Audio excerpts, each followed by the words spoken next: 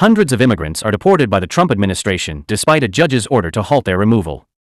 According to officials on Sunday, the Trump administration has moved hundreds of immigrants to El Salvador despite a federal judge temporarily stopping the deportations using a wartime declaration from the 18th century that targets Venezuelan gang members.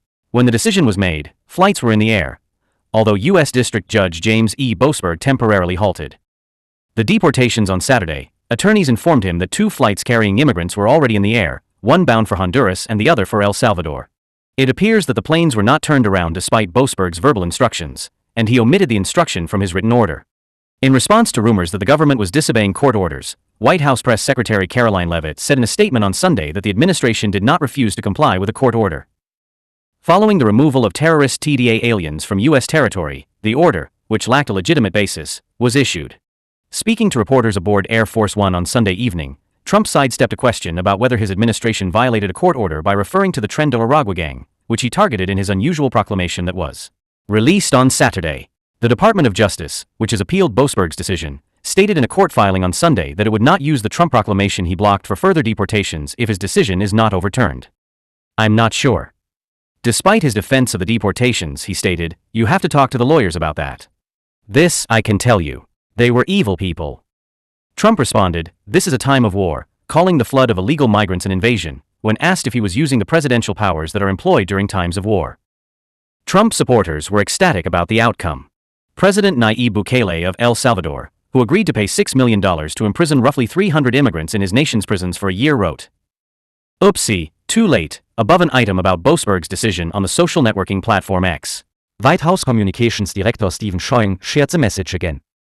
"We sent over 250 alien enemy members of Tren de Aragua, which El Salvador has agreed to hold in their very good jails at a fair price that will also save our taxpayer dollars," said Secretary of State Marco Rubio, who previously struck an agreement with Bukele to house immigrants. Boasberg's verbal instruction to turn around the planes was not technically part of his final judgment, but the Trump administration blatantly broke the spirit of it, according to Steve Vladek, a professor at the Georgetown University Law Center. Vladek stated, "This simply encourages future courts to be extremely specific in their rulings and not give the government any leeway." Following Trump's announcement of the Alien Enemies Act of 1798, which has only been applied 3 times in American history, the aliens were deported.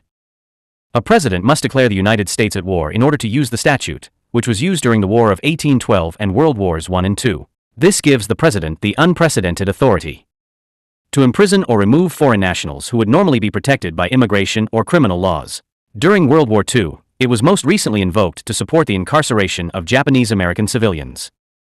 Trump's announcement of the bill was condemned by Venezuela's government in a statement on Sunday, saying it was reminiscent of the darkest moments in human history.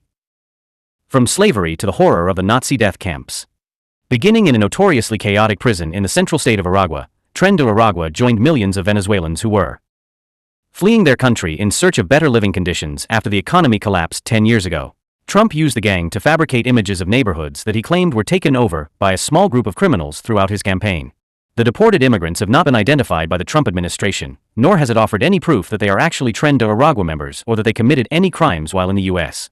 Additionally, 2 senior members of the Salvadoran MS-13 gang, who had been detained in the U.S., were transferred to El Salvador.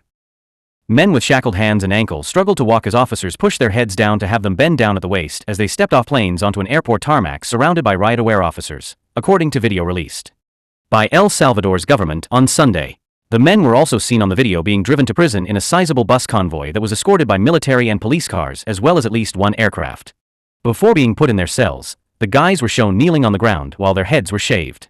They then changed into the prison's all-white uniform, which included knee-length shorts, a t-shirt, socks, and rubber clogs. The immigrants were transferred to the infamous Sacote facility, which served as the focal point of Bukele's campaign to use strict police tactics and restrictions on fundamental rights in order to calm his formerly violent nation. According to the Trump administration, the president did not make the announcement until Saturday afternoon, although he did sign the proclamation claiming Tren de Aragua was invading the United States on Friday night. Late Friday, immigration attorneys reported seeing Venezuelans who were otherwise exempt from deportation under immigration law being transferred to Texas for deportation flights. They started bringing legal action to stop the transfers. Adam Isaacson of the Washington Office for Latin America, a human rights organization, said on X that almost any Venezuelan citizen in the U.S. may be taken on excuse of belonging to Tren de Aragua, with no chance for defense. The lawsuit that resulted in the deportation hold was brought on behalf of 5 Venezuelans who were detained in Texas and whose attorneys claimed they were worried about being wrongfully accused of being gang members. They cautioned that Trump could easily proclaim anyone a member of Tren de Aragua and expel them from the nation if the act is triggered.